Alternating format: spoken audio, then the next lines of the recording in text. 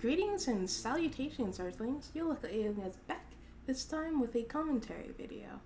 Now, I just recently found out about the whole Sesame Place debacle. If you're on this video, you probably already know what happened, but I'll still play a clip of it just to give some context. But, yeah, I just heard about it from somebody else doing a video commentary about it, and I have my own thoughts about it. So I decided to just go ahead and make my own video about it because I'm sure that most people's thoughts are probably different from my own, and I wanted to provide a slightly different perspective on this. But I'll go ahead and play this video that is a news coverage of what happened and some of the responses to it. So, this video is by CBS News. So it's just a short clip showing what happens, and then there's a guy who I in particular want to comment on. So, civil rights activists plan to shut down Sesame Place in Langhorne tomorrow afternoon. This is in response to a viral video which the family says shows a costume character ignoring two black girls. Here's Eyewitness News South Jersey reporter Brandon Goldman. Among the millions who grew up watching Sesame Street, Gary Frazier Jr. of Camden. I know I'm 46 years old. I'm still trying to find out how to get to Sesame Street, but I'm going to definitely learn how to get there at 46 tomorrow. Because at noon tomorrow, Frazier and other activists plan to shut down Sesame Place in Langhorne. After this viral video shows what a mother says is a costume character purposely ignoring two 6-year-old black girls. The family's attorney released new video from across the street, which he says shows a character hugging a child of a different race after passing by the two black girls. Sesame Place has previously apologized and promised to do better. But the damage is already done. And so they have to feel exactly what those children's faces felt. He wouldn't detail how they plan to shut down the park, though flyers like this one say armed Black Panther groups will be attending. Frazier says those groups are exercising their Second Amendment rights. So we don't know what we're walking into tomorrow in such a rural area. But we do know that we have a group of individuals who will ensure our safety. Educator and broadcaster Will Mega, who will ensure our safety, is not involved in organizing the shutdown. He's asked the Pennsylvania Human Rights Commission to investigate Sesame Place. While he supports an economic boycott, he's urging people to leave the guns at home. I think our children have been traumatized enough. I would suggest that you keep your children home and shoot Sesame Place in the park. Brady Goldner, CBS 3 Eyewitness News. We reached out to both Sesame Place and the Langhorne Police Department for comment. We have not received a response as of yet. And just into Eyewitness News. So that's the gist of it. In the video, there were these two black 6-year-old little girls who wanted to greet the character. And the person in the costume was waving no, no, no, no, no, but then went across the street and hugged a little white girl. So that was what sparked the whole controversy. And in response to that, a lot of people have been saying things like, we need to get the park shut down, we need to just completely cancel Sesame Street in general. We're gonna show up with guns. So, here's my take on it. When I first saw the video, when it first showed the two black girls being ignored, my first thought, because this is something that comes up a lot, and this is coming from someone who's obviously black, so when I say this, I'm talking from personal experience that a lot of people who are black tend to immediately go to race whenever something that they don't like happens.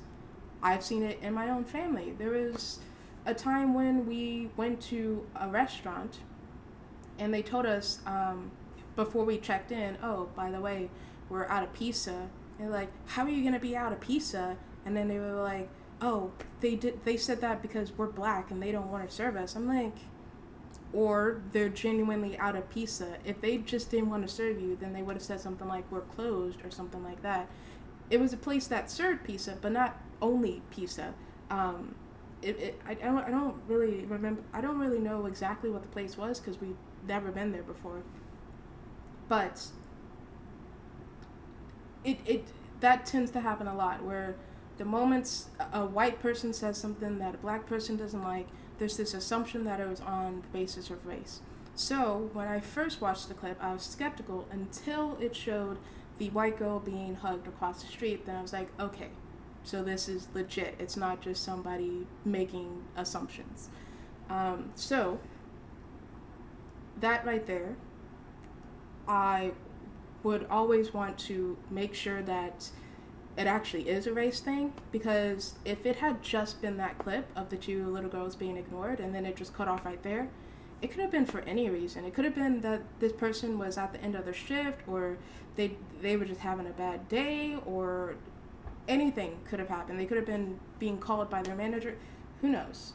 So it's good that we have that additional context that makes it clear, okay, yes, this was most likely a race thing. Now, there are other allegations and videos about other things that have happened at Sesame Park, and that's not what I'm going to be addressing. Like, there's something about Ernie punching a kid or something, well, hitting a kid. I don't know how hard, but there have been other reports of problematic things happening at this park. I'm not going to address those.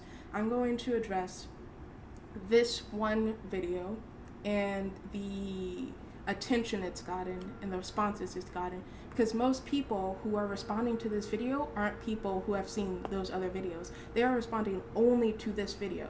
So the things that they're saying aren't, oh, these other things have happened too, so that's why we need to shut down the park. No, it's this one thing happened and we're mad about it, so we want to just cancel everything. And this has happened many other times before, where one employee does something and people want to shut down the entire business. And that's what I have a problem with. You can't look at one employee who did something wrong and then try to blame the entire business for it. In the comments of this video, there's people saying, oh, they should have screened better, they should have been more careful about who they hired. How? How would they have done that? In your infinite wisdom, how would they do that? What makes you think that these people are going into an interview where they're being asked, oh, and how do you feel about dealing with people of different races, different religions, different ideologies?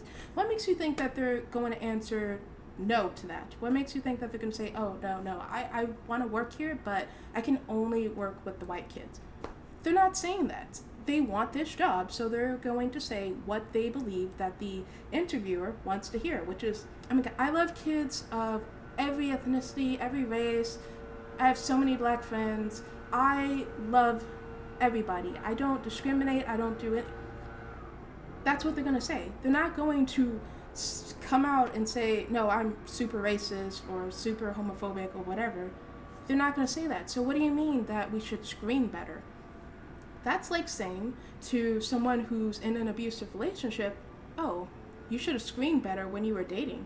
You should have noticed all these red flags right from the beginning and not even given this person a chance.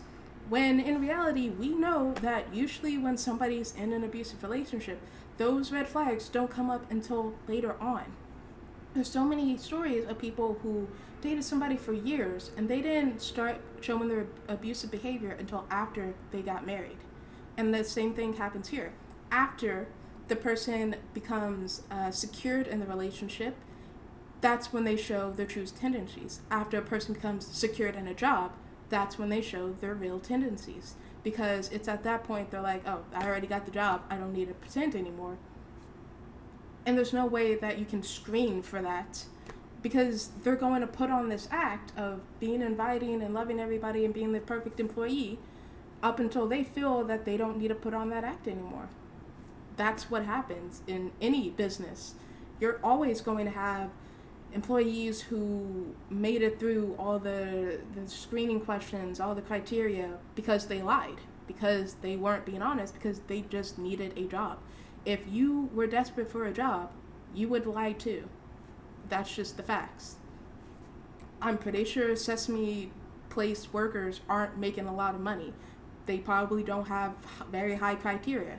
So if you're someone who is poor and this is the only job, and they said that this is in a rural area, so there probably aren't a lot of jobs available, especially not for high school students.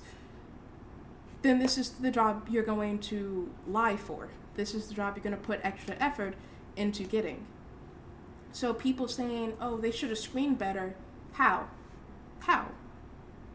There's, when you are interviewing somebody, when you're a hiring manager, you look at a person's qualifications. You might look at their social media, maybe, if it's appropriate for the job. But most of what you're basing your decision on is what the person tells you. What the person says in that interview and the impression you get from them, that is what determines if they're going to get the job, in addition to the qualifications, if there even are any. So if a person is telling you lies, that's what you base it on. You can't be a mind reader and know that they're lying. You can't go into a time machine and go back in the past and watch every moment of their life in case they did something racist. You have no way of doing that. So you have to base it on what they tell you. And if they're telling you lies, then you find that out 3 months into the job. It's like when you're at a restaurant and the person you're hiring says, yeah, I totally have experience with this. And then, no, they don't. But you have no way of knowing that because they lied. You have no way of knowing. This happens all the time. It's like when people are like, oh my God, how did this pedophile get a job at the school? Well, we know that pedophiles and child groomers usually do go out of their way to get positions where they're going to be around kids, whether it's a teacher, a youth pastor, a camp counselor, or something volunteering in their community that will lead them to being around children a lot. They do that on purpose. They want that access to children. So you're like, well, how did they get through the system? Because they lied. Because nobody would go into an interview and say, hi, my name is Chris, I'm a pedophile. Or, hey, why do you want this job? Oh, I just really want to be around kids. God, I really want an opportunity to do something to these kids. Nobody's going to say that. They're going to say, oh, well, I just really want to give back to the community. Kids are our future, and I think we should be doing everything we can to provide the best environment for them. That's what they're going to say. So this idea of, oh, the employer should have known. How? You're acting as though they grew up with this person, like they know this person personally. No, all they know about the person is what words came out of their mouth and what's written on a piece of paper. That's all they know. It's different if the person has a criminal record and they can see that and they still hired them. That's different, but that's usually not what's happening most of the time. So that's one issue I have with this, is people blaming the company for not being able to screen better. But how do you even screen for something like this? If you ask somebody if they're racist, they're obviously going to say no. Obviously. So another problem is this whole thing of we need to shut down the company because this one employee did something. And again, I'm not talking about the other instances that people have seen, because most people have only seen this video. And they are saying in response to this one video, we need to shut the entire place down. No. You have every right to want the employee fired. Yes, that's understandable. But you're trying to take down an entire business, trying to shut down a park that so many children loved and looked forward to and had fun at. You're trying to shut that down because one employee did something that you didn't like. And it's not even like the employee harmed the child physically or anything like that. The employee ignored the child, and the child was visibly confused and emotionally hurt. But shutting down an entire business because someone refused to give a child a hug? What? How does that make sense? Now, if you're talking about those other instances, there is a basis for that, but most people have only seen this one video, and they're saying in response to a child not being hugged, we need to shut the entire thing down. No, that's absurd. And then the other thing is the people who are planning or threatening to show up with guns to the park to get it closed down. That's just ridiculous. So a child doesn't get hugged and you threaten violence, you threaten guns to get it shut down? How is that any better? How are you fixing the problem? That none of this makes sense. You're taking a rather mild display of racism and wanting to respond to it with an extreme form of aggression. It doesn't add up.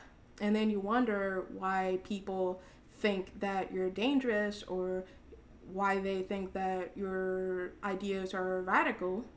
It's because you're in support of stuff like this. You're in support of going to a family-friendly environment where there are plenty of children around and protesting with guns.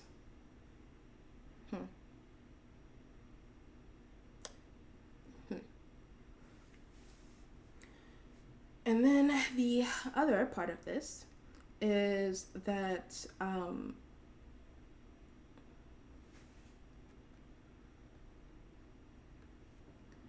people are upset about how the park handled this, which is understandable when something like this happens. Okay, so what happened afterward is that Sesame Place, someone who wasn't even a representative of Sesame Place, but another department within the overall Sesame Street brand, they responded with an apology and saying, oh, it wasn't what it looked like. This employee was actually waving to somebody behind them or something like that. Oh, it's hard for them to see in the costume, so they probably didn't see the child.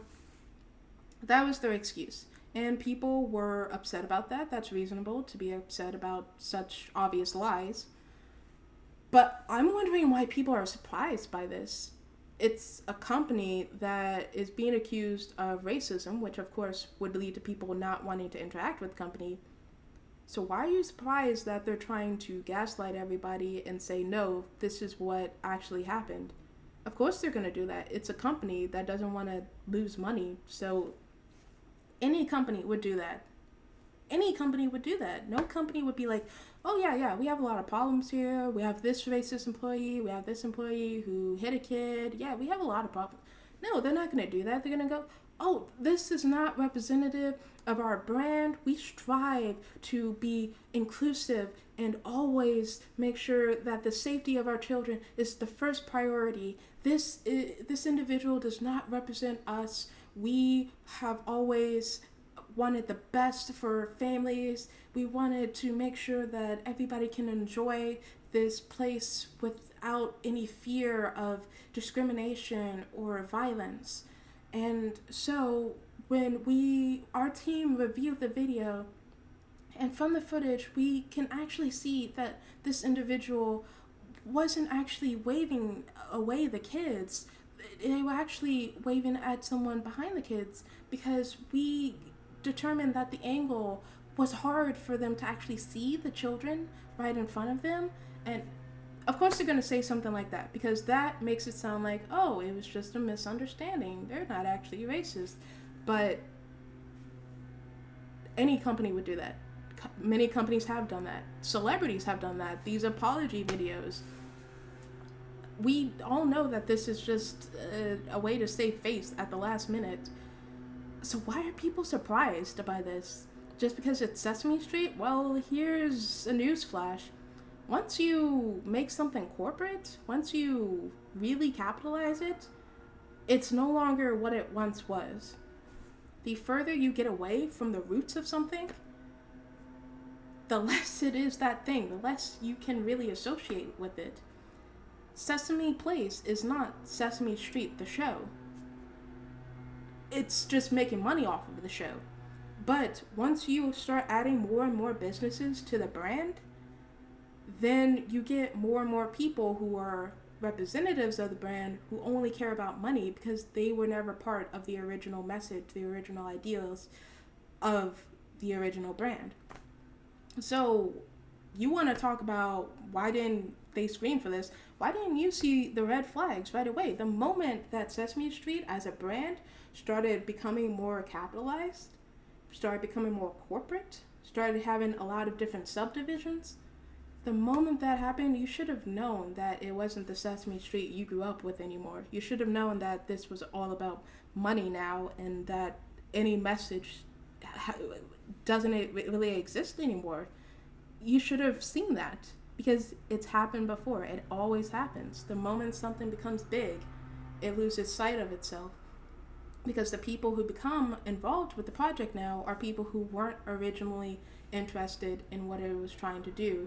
They just want to make money, and even more importantly, they want to do anything they can to prevent losing money. Even if it means lying to you, even if it means gaslighting you, they are all about money. And I don't understand why people are surprised by this. They really shouldn't be, because this always happens. This is just the reality that is corporate. I can't even say corporate America. This is just the corporate world in general. So I don't know why people are so surprised that this was their response. Of course it is. Why would they admit to having problems at the park? The park where they want a bunch of families to continue going to. Why would they say, oh yeah, this isn't a good place for children? Why would they say that? It goes against their very interest as a business. So there are a lot of issues with how people have reacted to this, and a lot of it is just people having unrealistic expectations of what is going to happen in a situation like this, and just being so wrapped up in one thing that they're not thinking realistically. Even if this employee were fired, even if you fired all the employees who are problematic right now, you're still going to get more in the future, because people need jobs and they're willing to lie about problematic aspects of the personality in order to do it. So that begs the question, so how do you prevent this from happening in the future? The answer isn't to shut down this park. The answer isn't to fire everybody currently working there. None of those would solve the issue. It would just move the issue onto different people under different names or different corporations. The issue would still exist. What you need to focus on isn't the companies, it isn't the people who are making money, it's the individuals. You need to focus on this at an individual level. And so you may think that means, oh, we need to hound this person who did. No. Something else people were upset about is that they didn't release the name of the employee, which on one hand is a bad look, because that way you can't see if that person was fired or had any sort of consequences. But I would actually rather they didn't release this person's information, because you already have people threatening to show up to a kid's amusement park with guns. What kind of threats do you think they're going to send directly to this individual person? They're going to find out where this person lives, threaten them, threaten their family, and possibly actually act on something. So, for the safety of this individual, it does make sense not to release their information. So, you may be asking then, if we can't know who this individual is, how do we stop this on an individual level? And it comes down to just individual people making better decisions. And you're not going to be satisfied with that answer, because you want some magical solution that's going to immediately work, where we just flip a switch and magically all the racism in the world is gone. But the reality is, racism, homophobia, sexism, all of this exists because of human nature itself. Even if you snapped your fingers and got rid of everybody right now living in this world who's racist, homophobic, whatever, wait a couple more years and you'll find some more, because it's part of human nature itself. And so what we need to do as a collective, as a species, is work on that all together, but do it in a way that doesn't create more animosity. Threatening people, trying to take away their livelihoods, that doesn't discourage people from their toxic beliefs. All that does is make them double down on it. Because if you are someone who's racist, and then because of your racist actions, someone who's black or whatever race you're against causes you to lose your job, all you're going to do is become more racist, because now you're like, I always knew that because of these people, America was going down or whatever. Now you just proved their point. So, meeting toxicity with even more animosity is just going to create more aggression, more misunderstanding, more intolerance. But everybody just wants a quick, easy solution to all of this, when that's not how change has ever come about. When you look at the history of social changes in the world, not just in America, but throughout history, it's always been caused by time. Time is the key factor here. Imagine something like this happening 100 years ago. The kid would not have just been ignored. Something way worse would have happened to that child. We are slowly but surely entering an age of more tolerance, but now it's being pushed back even further because now there's a rise of people who are so against the other side that they're creating more animosity. So now the progress is being pushed back. But anytime you look at change throughout history, it's not done through people hating one another until the more hateful side wins out. It's done with time. It's done with exposure. It's done with people realizing, oh, hey, actually, that person's just a person. And then with each generation, actually, I talked about this in my video where I reacted to that guy who went to the most racist town. Each generation as a whole becomes less racist, less homophobic, less whatever than the generation before them. That is where true change comes in, because each generation will be more open to change. However, you're trying to change the minds of people who have already been set in their ways, who have already lived their life believing whatever, and who don't want to change that. Those are the people that you're getting frustrated with and trying to be more violent towards, because somehow you think that's going to make them change their minds. You think threatening them and calling them bigots and whatever else is going to change them. No, it's just going to make them even more frustrated with you and make them feel like you're even less of a person that they want to interact with. And so now they had a chance to be exposed to different types of people, but you discouraged them. Now they're going to go even more out of their way not to interact with different types of people. That's on you. It's also on them, but it's also on you. So how to change this? Time and patience, and not making a huge deal out of every slight, because that's it. An employee not hugging a black child is so far from the worst thing that's happened to black people.